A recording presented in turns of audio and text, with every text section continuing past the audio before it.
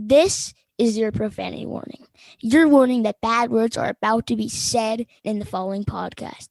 If there are children in the room, in the house, or indeed within a 5-mile radius, please send them away. This podcast is not for us. Is that good? Yeah, it was great. That was perfect. Okay. Do you mind if I ask you something intimate? Hi. Come on, go ahead. Surgery is sex, isn't it? Is it? You know it is. Surgery is the new sex. Does it have to be new sex? Yes. Yes, it's time. When I was watching Caprice cut into you, I wanted... Yeah. I wanted you to be cutting into me. That's what I knew. What was that all about? Just another epiphany. Art triumphs once again.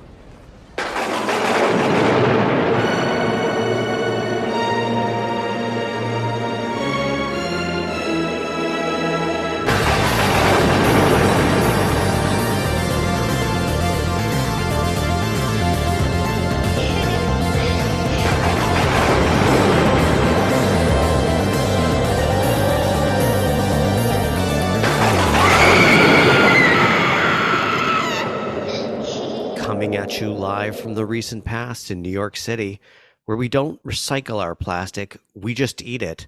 Welcome to 21 Jump Scare. I'm Eric Winnick. And I'm Bradford Lorick. 21 Jump Scare is a podcast about horror films, told from several points of view. We call this podcast 21 Jump Scare because, as in a certain TV series from the late 80s, one of us is going back to school, as it were, to learn something new. And this blob will be experiencing a horror film he hasn't seen yet. Although this week, we're once again bringing you a bonus episode featuring a film we've both just seen for the first time.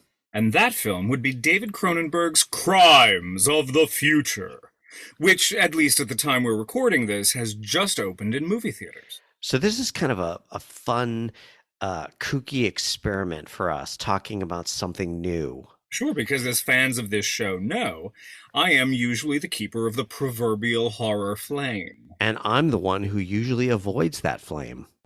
So, in the interest of keeping a little, shall we say, structure, Mr. Winnick, why don't you start us off with a brief, spoiler-free synopsis? I will do, sir. I do want to say, we first mentioned this film way back in the Strangers episode, a film that starred one of the players in this film. So it's nice to finally be seeing it in the flesh, as it were. As it were. Time, not so far into the future. Setting, unclear, but it looks a lot like Greece. A boy, Brecken, is seen munching on the edge of a plastic wastebasket after being warned by his mother not to eat anything out of the ocean. Apparently fed up with a kid who eats plastic, Brecken's mother smothers him with a pillow. Cut to the home, or the lair, of Saul Tenser, a performance artist who sleeps in what appears to be an oversized seed pod, and whose body is growing new, unheard-of organs. Saul's partner in art and life, Caprice, is sufficiently impressed with his new organs and arranges a show in which she performs surgery on him in front of an adoring audience. Apparently, in this society, pain no longer exists, so surgery has become something of a hobby for many, and can be seen taking place in public. Soon Saul and Caprice are approached by Wippet and Timlin, bureaucrats from a government agency that allegedly registers new organs, a detective named Cope who's on the trail of rogue doctors, and finally Brecken's father, Lang, who manufactures candy bars that seem to be made of plastic and may or may not be responsible for his son's digestive mutation. Eric, who is in this film? Well, this film stars Viggo the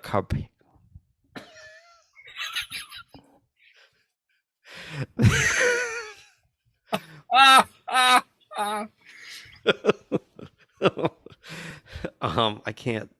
This film stars Viggo the Carpathian Can you just say it? I can't do it. All right, Eric, you know who's in this film? I don't, Bradford. Tell me. We've got Viggo the Carpathian Mortensen as performance artist Saul Tenser. Viggo, who of course rose to fame antagonizing the Ghostbusters in Ghostbusters 2. Viggo, who we all know and love from playing Aragorn in the Lord of the Rings trilogy. He then went on to work with Cronenberg in 3 films. He was in A History of Violence, Eastern Promises, and A Dangerous Method. Flanking Mortensen. Flanking Viggo. Flanking Viggo. Our Leia Seydoux as Caprice, who rose to fame as an art student in the Cannes Palme d'Or winner, Blue is the Warmest Color, then segued seamlessly into action films as James Bond paramour, Dr. Madeline Swan, get that? Madeline Swan, Inspector, and No Time to Die, and as well as Wes Anderson's lamentable The French Dispatch. And let's not forget about the little-known Kristen Stewart, who starred in a few films about vampires, one about a panic room, in which I thought she was a boy for about 2/3 of the movie. Who didn't? A diabetic boy. And she also played a doomed princess. Maybe you've heard of her. But here she's playing a character named Timlin, who has something of a fixation on Saul, and who talks in a hushed whisper. A very hurried, hushed whisper. You might say. Lily Timlin, yes. The cast also features 2 notable Canadians. Our boy Scotty Speedman in a memorable role as we think, a dealer of some kind whose drug of choice is candy bars made out of plastic, we think. And Don McKellar as an organ registrar named Wippet. And when a problem comes along, you must whip it. Go forward, move ahead, crack that whip. The director and screenwriter is, of course, their fellow countryman, David Cronenberg, whose directorial efforts are too many to name, but we'll name a few anyway. Rabid Shivers, The Brood, Scanners, The Fly, Dead Ringers, Naked Lunch, Existenz, Crash. Ever heard of those? Bet you didn't know he also directed the Faith Healer episode of Friday the 13th, the series, season 1, episode 12, probably my favorite horror television series of all time. And according to 21 Jump Scare research intern IMDb, the film was set to begin production in early 2003 under the title Painkillers, which explored the world of performance art and took place in a society where pain is the new forbidden pleasure, and surgery and self-mutilation have come to be regarded as a new kind of sex. But, sir, that sounds like this film. Well, it is this film, sir. He just didn't get a chance to make it. Oh, I see. And, Ralph Fiennes was attached to star. After Nicolas Cage, the first option for the main role dropped out. Oh, God, can you imagine that film? Well, it was originally intended to be shot in Toronto, which is how we say Toronto in Toronto. Canada. Toronto, on a budget of about $35 million.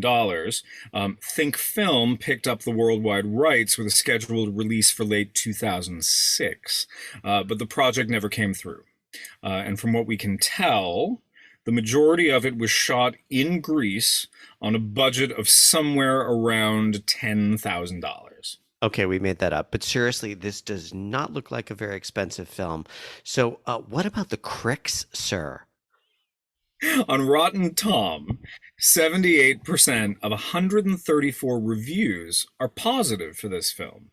And David, don't call me Ed, Rooney of The Hollywood Reporter, praised the performances of Mortensen and Seydoux, but concluded that the film offers up more mysteries than it solves. Which sounds a lot like our last film, sir. Todd McCarthy in Deadline described the film as, quote, serious, elegant, and provocative enough to cut it as an art film it can, quote, while also delivering the gross goods of body parts and exploitation film provocations.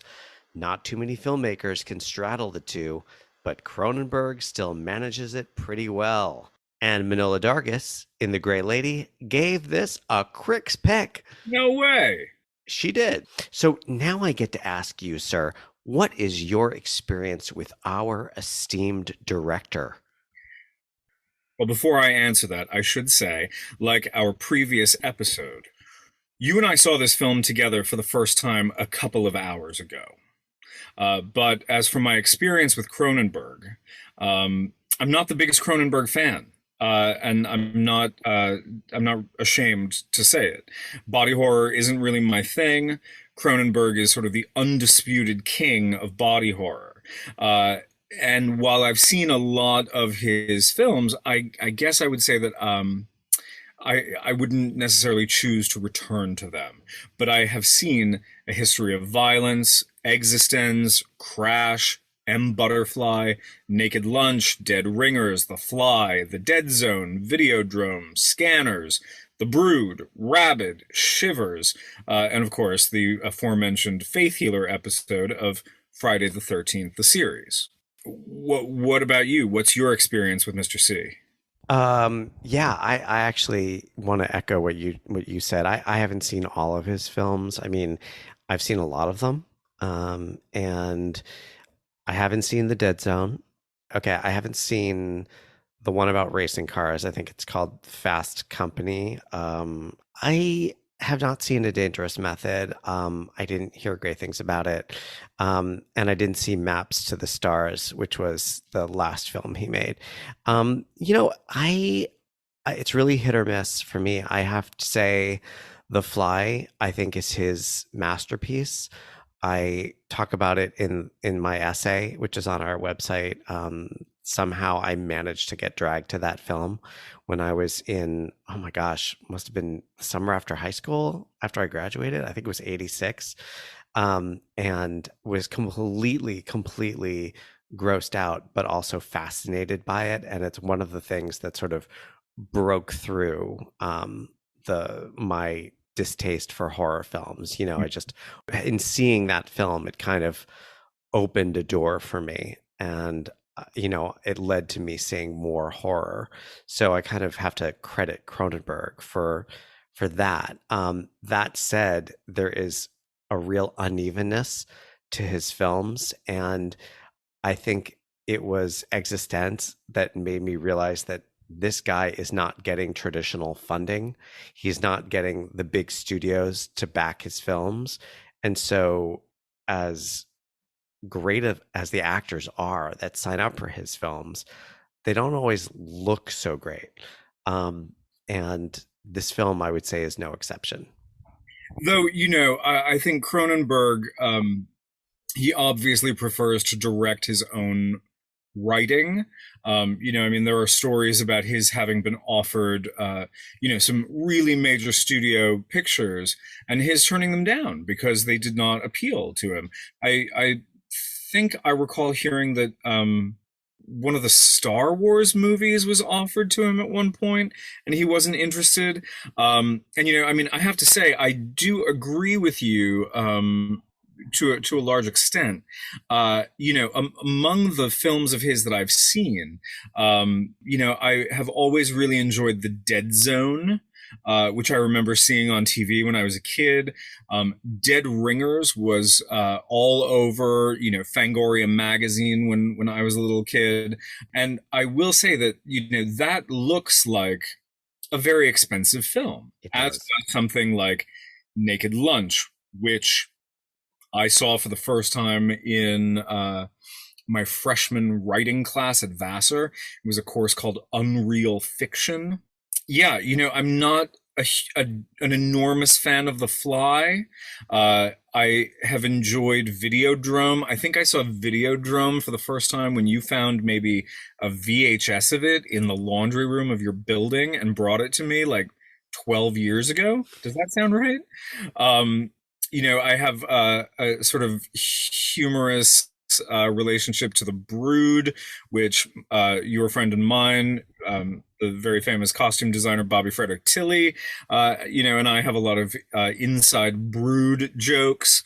But I think obviously he's not interested in making someone else's versions of his films. But I don't necessarily think I agree that they suffer as a result, because again, something like Naked Lunch, something like Dead Ringers, they are, they're expertly made films. Those two in particular look expensive. Dead Ringers is, cinematographically innovative. I think there was a period following Scanners, and The Dead Zone where he was perceived as a mainstream director, and he was getting mainstream budgets, and movies like The Dead Zone and The Fly and Dead Ringers, and even Naked Lunch and Butterfly to some extent, I think look like they're big budget films in the sense of they were given decent budgets for their time. But I think that after that, I think that he began to be perceived as more of a niche filmmaker. And I think that, like David Lynch, he had to start looking for financing elsewhere. And if you look at Lynch's last film, Inland Empire, it was financed, I think, entirely by European producers and shot entirely in, I believe, Poland. And it looks bad. I mean, it's, I think, shot entirely on video, but nonetheless, it does not look good. It's, probably a film that I consider one of his worst. And I'm not saying that this is one of Cronenberg's worst. We'll get into it, but certainly it feels to me like, there's a reason we haven't heard from him for a while. Alrighty then. So now's about the time that we need to issue a full spoiler alert. We will be spoiling this film completely and utterly. If you have not seen this film, please go out and buy a ticket. It's the first time I've said that. Then come back and listen to the rest of the episode. I'm going to ask you a very big question to start out, sir. All right, strap yourself in.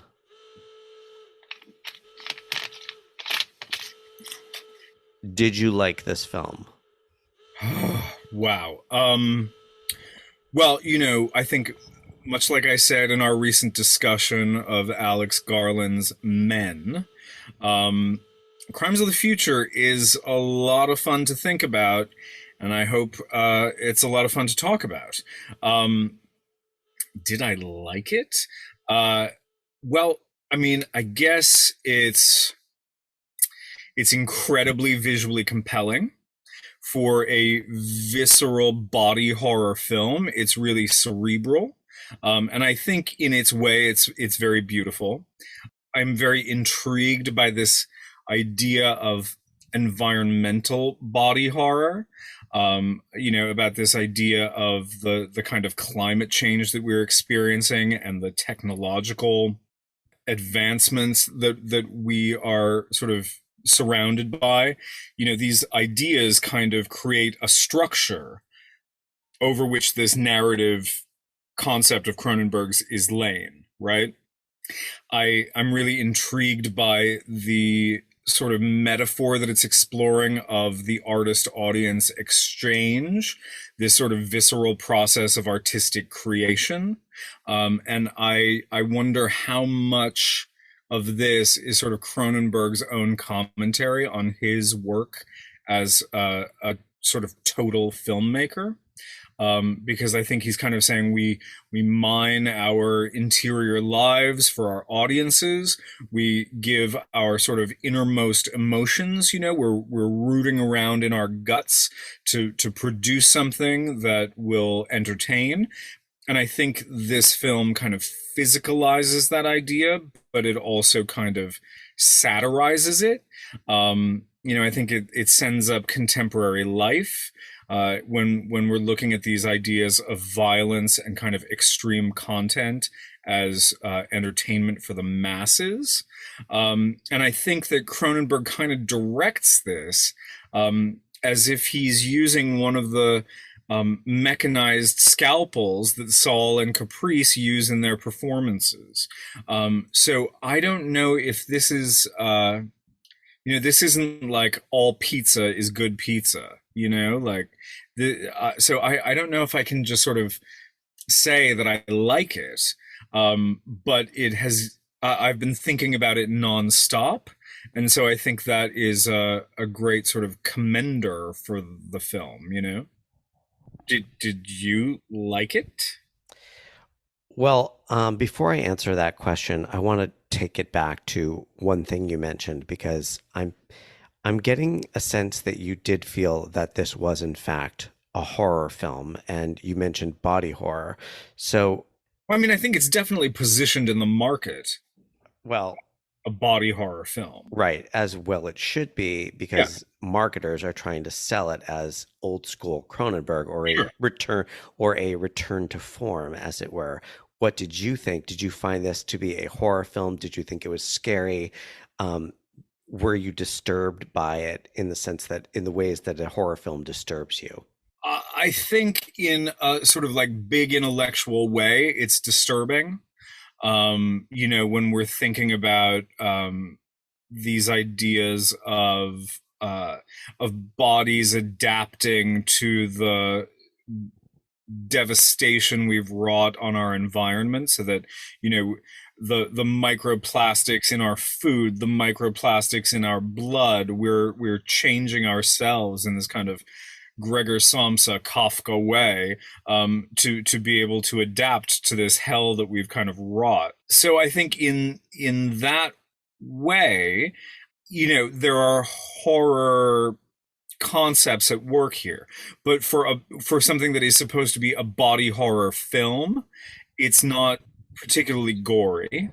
There's no sort of clear antagonist, there's no clear villain. It's kind of a love story that's working underneath all of these sort of metaphors and structures that Cronenberg is using to explore these ideas. Do you feel, I mean, it sounds pretty clear that you don't feel like it's a horror film. No, and nor do I feel it's a love story. To me, this is more of a detective story. This is more This is more film noir, than any of those things. I'm just going to say, I said it's very noir, but I also think that there's, I think, a lot going on in the characters' names in this film, and we've got Seydoux plays a character called Caprice, right? And what does Caprice mean? It means a sudden change in mood. And this film kind of operates like that, because I feel like it switches gears a few times during the course of its like hour and 50-minute runtime. The film itself mutates like the bodies of its characters, and it sort of genre jumps, or at least tone shifts. And I think it winds up feeling like a neo-noir. But I do think it is kind of a love story, and that there's a certain warmth to it, which is not necessarily present in a lot of Cronenberg's other works. And I didn't expect to feel it in this film. Just to go back for a second, I have to say that I did not enjoy this film. Okay. I found it a very unpleasant experience to sit through. I found it to be a slog. I thought the pacing was really, really slack. I did not really identify with any of the characters. I was not compelled by their journeys. I do think that he does a pretty good job of world building for what appears to be a very low budget film. I mean, I would say the special effects, the body horror effects were not great. It doesn't even look like it's real flesh that's being cut into most of the time. And I think that the production design is really mainly limited to the apparatus or the sort of structures in which Saul and the others are sort of entombed. There were some decisions made in this film, which I'm sure we'll talk about, which I found to be very questionable, and bewildering at times. It's almost like a chamber piece. It feels very underpopulated. I mean, it's like, who are these people? Where are these people? And why are there so few of them? Yeah. I mean, the scenes that allegedly take place out in the public during on the street. It's There's always like, like 3 or 4 people at max in a scene. yeah, there's like 3 or 4 people. I don't know why. I mean, there's one Greek sign which is seen in the film. It could easily have been removed, which could have made this film essentially be set in any. I mean, it feels Mediterranean. The setting feels Mediterranean. I'll just say that. There's a lot of stucco. There's a lot of sort of narrow streets. It definitely doesn't feel like America in any way. But at the same time, it's curious to me that they left that Greek sign in there. Again, it feels to me like a detective story in the sense that you have Saul Tenser is seemingly working with the government, not only to register the new organs that are popping up inside him, he's also working with the police to sort of, I don't know, at one point he's handed the business card of a doctor that performs these kinds of adaptive surgeries, and he hands the card to a detective. He skulks around in a black cape most of the time. But I mean, you're right. I mean, he does kind of stalk around looking like, death in a Bergman film or something. He does. I also think the performances are really, really nothing to write home about. I think to the extent that there's not much character, there's not much there as far as the character goes. And I think that Kristen Stewart, I mean, I'm sure she wanted to work with Cronenberg, and good for her, but there's just no character there. Timlin is she's barely on screen. She's got nothing to work with. And I just think they're really just lackluster performances across the board. But I think, first of all, Cronenberg clearly has obsessions, right? That he returns to again and again and again throughout his oeuvre, right? And for me, this film most directly refers to Videodrome, Dead Ringers, and Naked Lunch, right? And I think we could say that a lot of Naked Lunch feels like a noir, like a gumshoe story. And I think this also presents a kind of aberrant sensuality that harkens to Crash. This film is concerned with like ideas of mutation and metamorphosis, and those ideas are also central to many more entries in Cronenberg's resume. I do think that it's best when it's showing us the work of the performance artists. Saul and Caprice and the others, these are the Cronenbergian moments that are going to satisfy the ticket buyers. The performance artist who looks like the Vacanti mouse, the one that the scientists use to grow the human ear under the skin on its back. That's, I think, one of my favorite moments. But I think in those moments, it feels a little art world insidery. And it feels like an extreme version of, every gallery opening I've ever been to. And one of the things that I do really like is that there are sort of references, or at least you can trace inspiration to real life, real world art figures like Orlan and her sort of carnal art of plastic surgery. When in the 90s she had her face surgeried to make her features look like the most beautiful women who have ever been represented in art. Or I think there are aspects of, kind of Marina Abramovich performance in this. With regard to like the look and feel of it, this is another collaboration with Carol Spire, who's Cronenberg's longtime production designer. And, from a design perspective, I think it's really clear that it's part of this collaborative lineage that they have. There are medical instruments that will make you think of the gynecological tools for operating on mutant women from Dead Ringers, right? And those twisted biomorphic designs of the bed and the sark and their controls, they're very easily at home in the visual vocabulary of Naked Lunch. The chair that we talked about, I think, where that seems to have been created to help people eat or digest food, that looks like it's taken from a Giger bar, It's interesting to hear you talk about the tools from Dead Ringers and aspects of his other films because, as you know, I'm a big fan of the Star Wars and Marvel Cinematic Universes. And, as you know very well, there's a concept called fan service.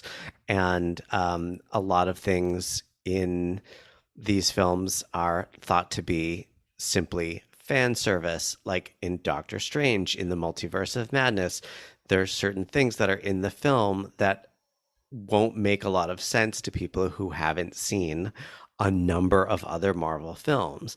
And I did get the feeling in this film, in Crimes of the Future, that there was a little bit of Cronenbergian fan service going on, and that he was maybe lured back to make a film if he made it as Cronenbergian as possible.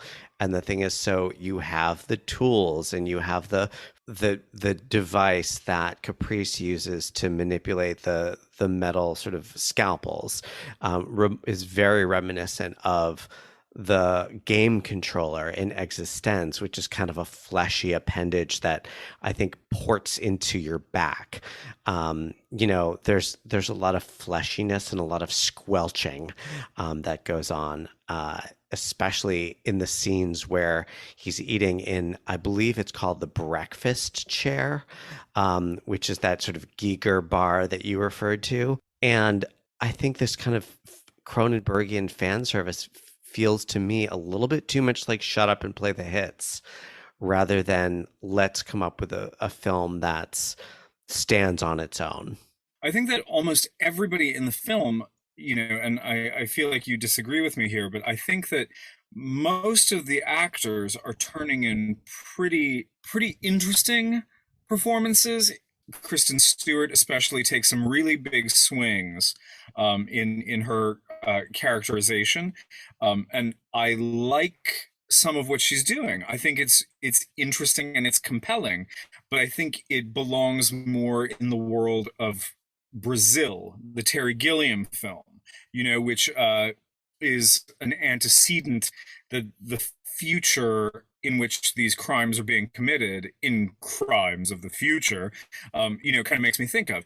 It also makes me think of Michael Radford's film adaptation of George Orwell's 1984 with John Hurt, because it's an ugly, dirty, grimy, quote unquote, not too distant future.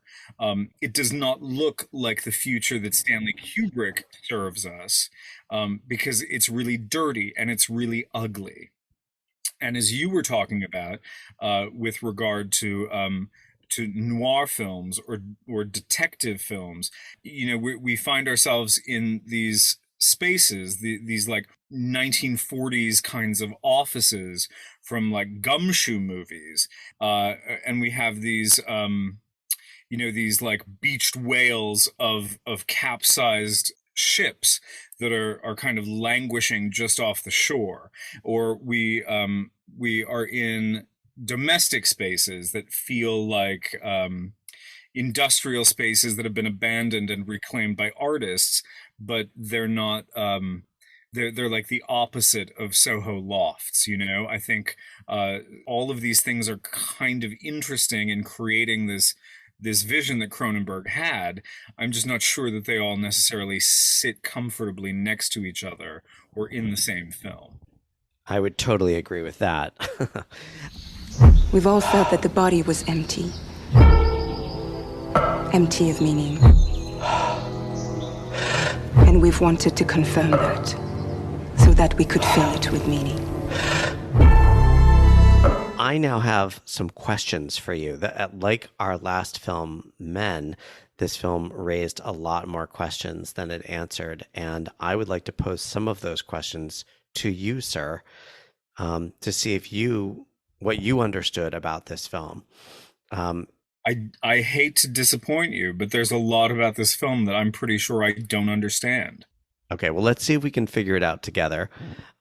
Okay, first question is, why was Brecken's father, Lang, making those candy bars? Lang, played by Scott Speedman, he and his, what would you call them? What would you call that group in that house of his? I mean, it looked like a meth lab. It looked like a meth lab. But are they a cult? Are they No, it was like they were like factory workers. I mean, if anything, it was sort of like a small artisanal,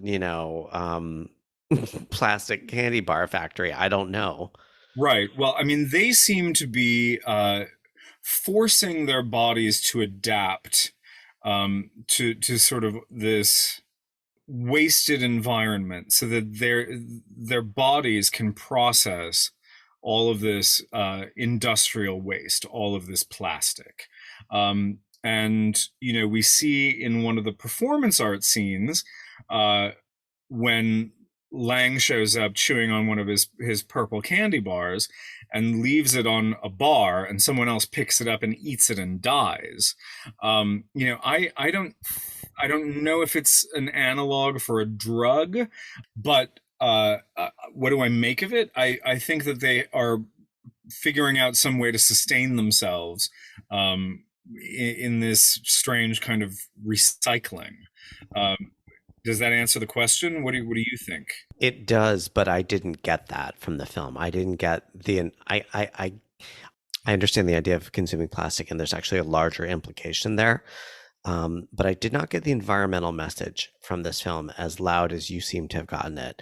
I didn't see comments being made elsewhere about the amount of plastic or junk in society. The idea of consuming plastic, which we see at the very beginning of the film with Brecken, the little boy, chewing on the edges of the wastebasket.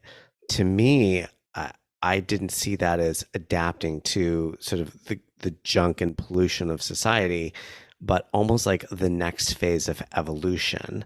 I'm wondering, and this is question number 2 for you, are we meant to think that the kid inherited the ability to eat plastic and that the mother killed him for it to get back at Lang, the father?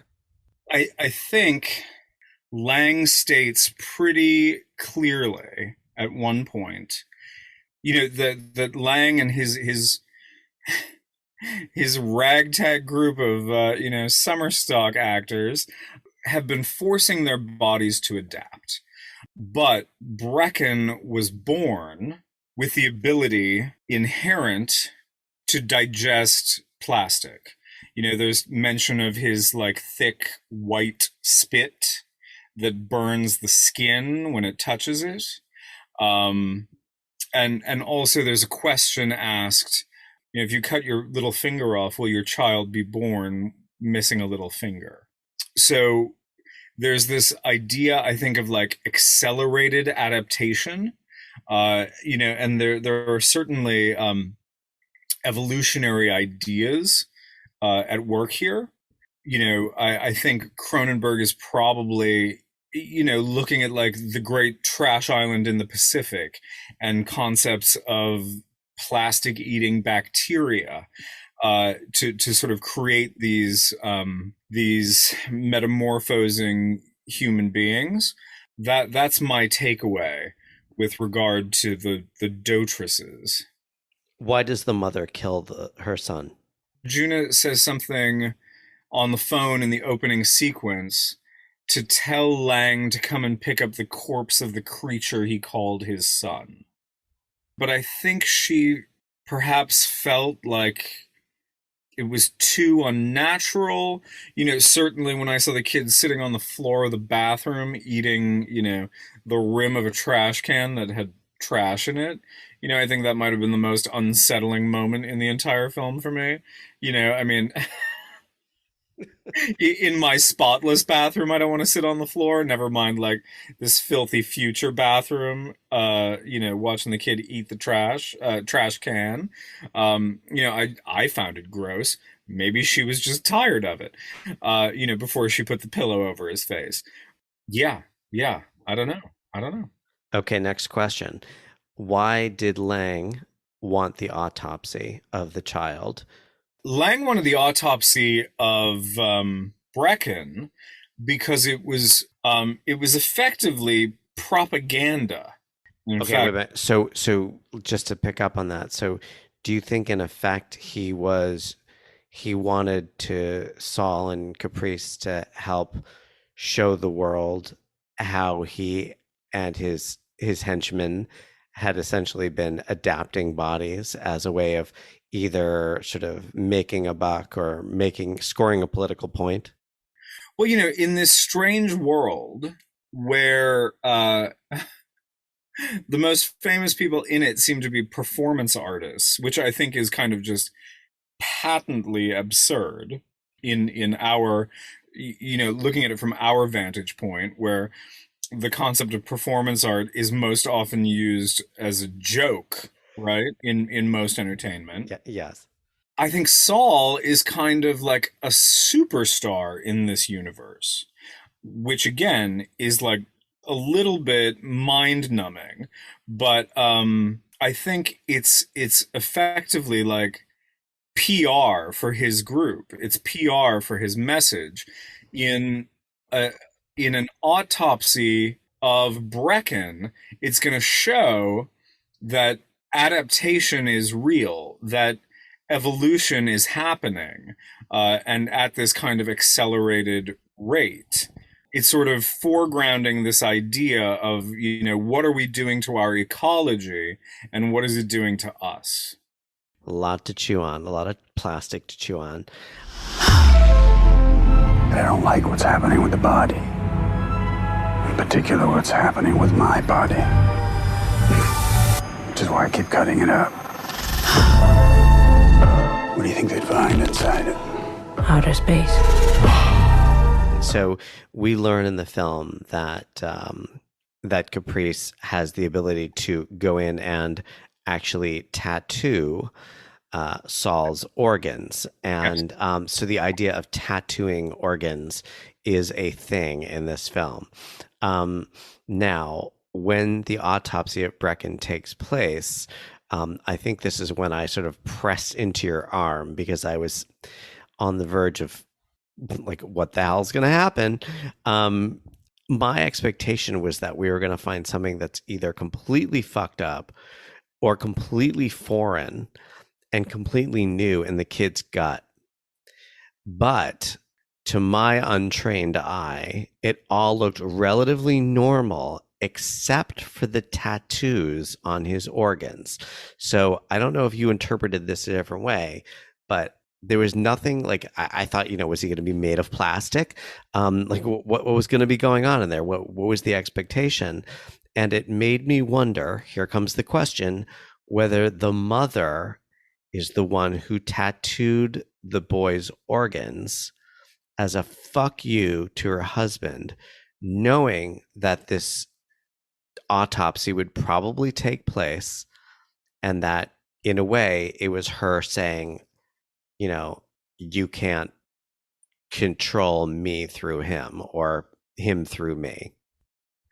I'm not sure exactly what to make of that moment when we've opened up Brecken in the Sark during the sort of performance art of his autopsy. Right, but did you see what they said? No. Did you? Yes. What did they say? Well, at some point earlier in the film, they make a joke out of the idea of tattooing the word mother and the an anchor, which are like tattooed on this boy's organs.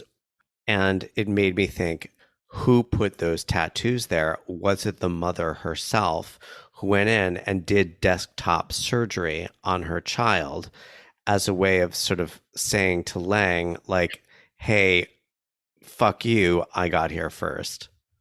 But I think that this is key to understanding the film, because in the sense that this is a detective story about people doing these sort of adaptive desktop surgeries, I mean, Lang in a way is sort of leading the charge in one sense. And he's asked for Saul and Caprice's help to kind of to broadcast or promote his cause in a way. And yet they're opening up the body of a murdered child, murdered by his mother, in a way to get back at the father who has done something to the child's body. So I was just wondering if you were getting anything from the idea of the tattoos in the child's body. But I think I take umbrage with some of how you just characterized it, because it's Lang who asks them to perform the autopsy, not Djuna. Oh, I know that. I wasn't saying that she did. I know full well, and that's why it struck me that maybe the mother knew that Lang was going to ask for the autopsy, and therefore she planted those tattoos there as a message to him. Could she? Anybody can do surgery. Next question. So at the very end of the film, big spoiler, Saul throughout the film is having digestive issues, and by that I don't mean he's like has a lot of gas. I mean he's actually having trouble swallowing things, and the purpose of the breakfast chair is to kind of, you know, aid in peristalsis, the idea of like moving food through his body. It's rather disgusting, but at the same time he is truly seems to be in distress at several points throughout the film, and he is given one of these, you know, plastic candy bars, and he takes a bite out of it. And the very last thing we see in the film is him achieving a certain amount of satisfaction. And I couldn't tell, and I'm curious as to what your take was on this, as is he finally happy that he's able to digest something, or is he dying? I think in this world where there is no pain and there's little sensation, there's this divorcing of the body and the mind.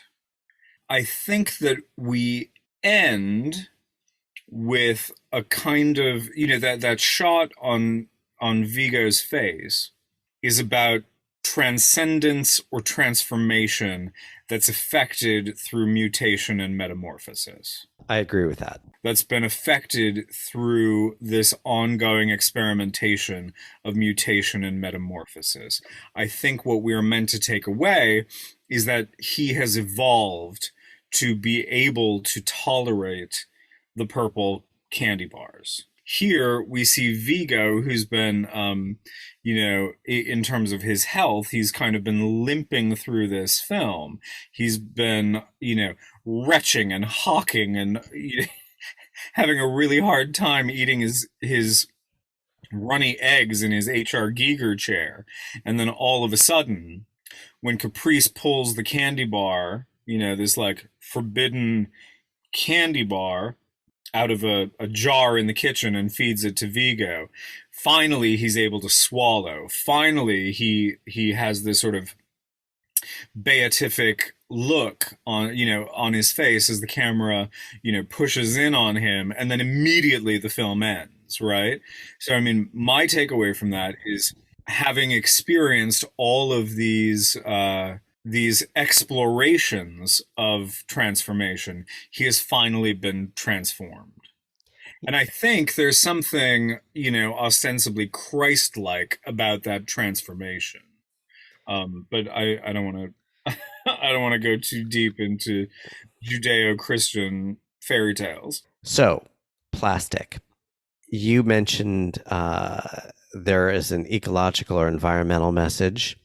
You also talked about the idea of performance art being kind of the ridiculous idea that performance art is sort of, those are the famous people of society. I wondered if there was a larger implication that perhaps Cronenberg is not just making a statement about the environment, but about art in general. And that the idea of plastic is that we're becoming more and more sort of forced to digest synthetic crap, in terms of movies nowadays. I mean, look no further than the cinematic universes I mentioned earlier, that in fact, what we're adapting, our bodies, our minds are sort of adapting to have to digest. It's not really art. It's just sort of product. And I wondered whether you thought there was perhaps a little meta commentary there as well. Definitely there's meta commentary there. And I tried to touch on that before, and I'm not sure how successful I was. But I think he is making a very clear connection between the ideas of that are being explored in this performance art, in which the artists' bodies are being opened up and things are being created and put on display for the entertainment of the gathered onlookers. I think it is a metaphorical look at the artistic process. I think he's examining this visceral process of artistic creation. And I think he's making a really clear allusion to his work as a filmmaker and the arduous process of making a film, I think the indicators of how you are supposed to feel toward this film all come through supertextual sources. And I think that Howard Shore's music is the most important thing for the audience in terms of having any sort of emotional response to the film. Yeah, pour one out for Howard Shore, who's been working with Cronenberg for a long time. That his score, it definitely is worth noting that it is one of the most successful elements of this film. I think that the score makes the film feel more expensive than it probably was. That's a very good point. As sort of adrift as we might be in trying to understand what we experienced today, lacking clear answers about a lot of things, should we move on to give some awards to this crazy cocktail?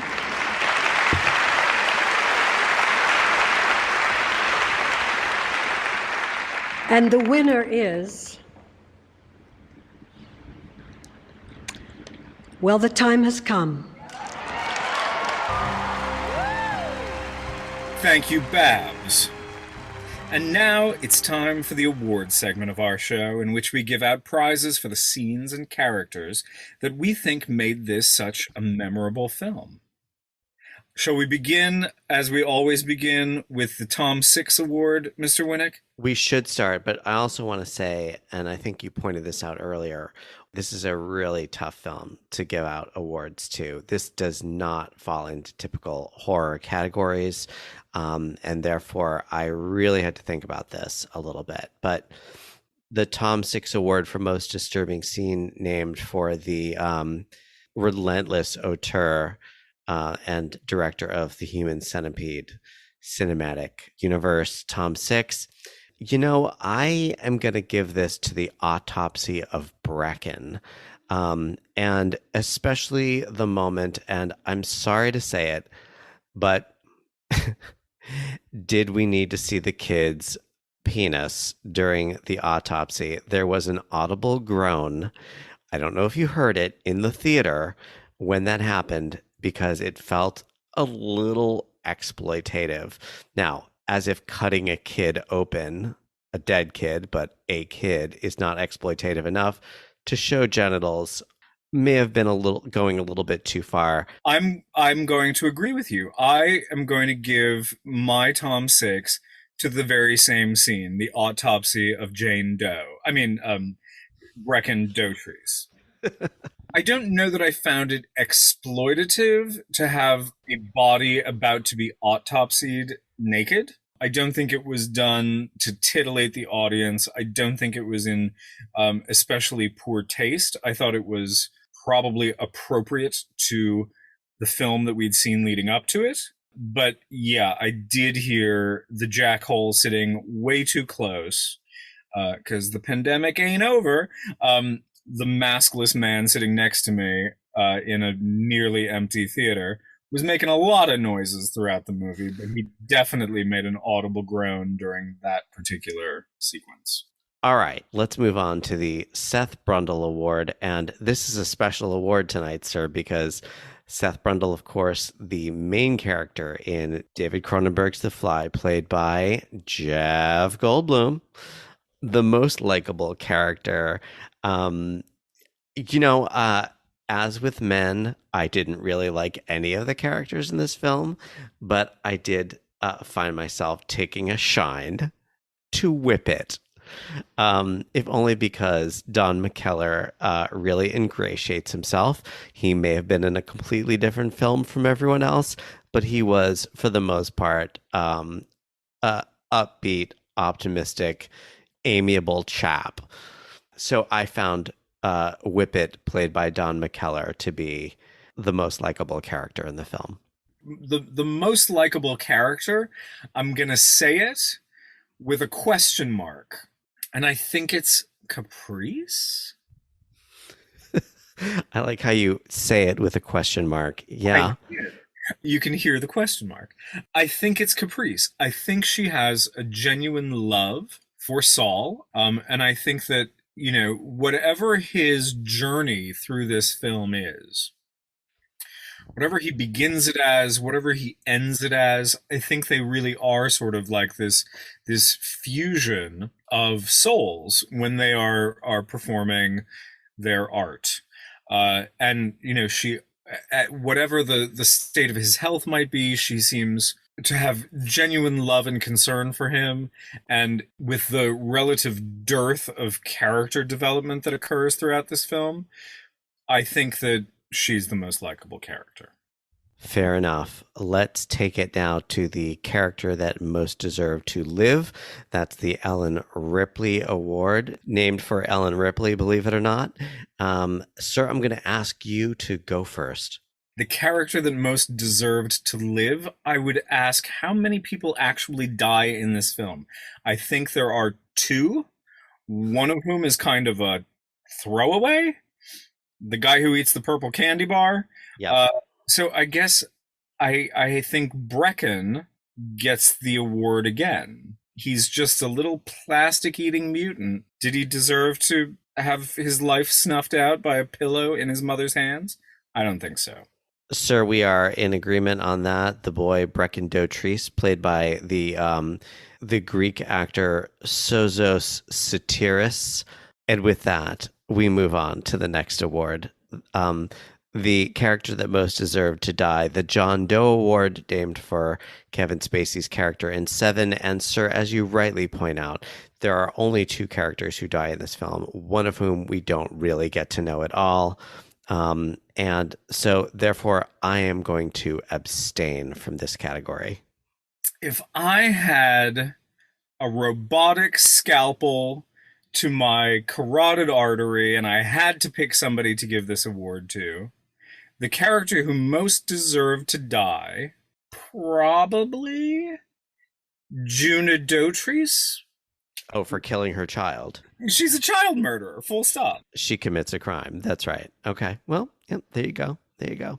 The Gaspar Noé Ken Russell Award, a.k.a. the No Way Russell Award. No way. Russell. You know, once again, I have a tie, and it involves two characters that we haven't talked about, which I'm not quite sure how to describe them, but they're like mechanics. Oh my God, Eric. I think we're about to bestow the award upon the same scene. Well, I have two scenes, and they both involve those two characters. Burst and Router? The tie, for me, it's either the scene where they attack Scott Speedman and drill into the back of his head, killing him on the stairs for reasons I'm still not quite clear on, or the scene where they get naked and climb into the Sark machine together and frolic to the delight of Caprice. Didn't quite know what was going on there. Listen, in a movie that is about the performative aspects of surgery, yeah, how do you find a gratuitous screen moment? Well, what scene did you choose, sir? When Burst and Router take off their clothes and jump into the Sark together. Okay, so it's all right. So we are essentially in agreement on that. Yeah, that scene just makes no narrative sense whatsoever. Yes. The only reason I felt like the drill scene might be gratuitous is because anytime you take a drill to someone's head, I mean, there's many ways to kill people, but I would very much like to understand why that happened. It is not the first time they dispense with someone that way. They also kill the plastic surgeon in his own breakfast chair. Maybe I might have closed my eyes at that point. I don't recall that. Might have been when you were in the can. I might have been in the can. Actually, I did have to actually break away and use the loo during this film. Listen, folks, we hope you enjoy this episode. And if you do, give us a rating on Apple Podcasts. Tell your friends, have a listening party, bring some snacks, and make sure that they're actual food. Don't bring plastic because it doesn't taste very good. And listen, be sure to check out additional information on our website, 21jumpscare.com. Our theme music is by Sir Cubworth. We very much look forward to seeing you when we come back in Season 2. And we hope by that point to be coming to you as part of a podcast network. So the other thing you can do for us is if you know somebody at a network, tell them how much you love this podcast and how much you think we should be a part of what's going on there. Seriously, you know the janitor? Give us a ring. Thanks for joining us, folks. We'll see you next time at the internet's latest address for horror, 21 Jump Scare.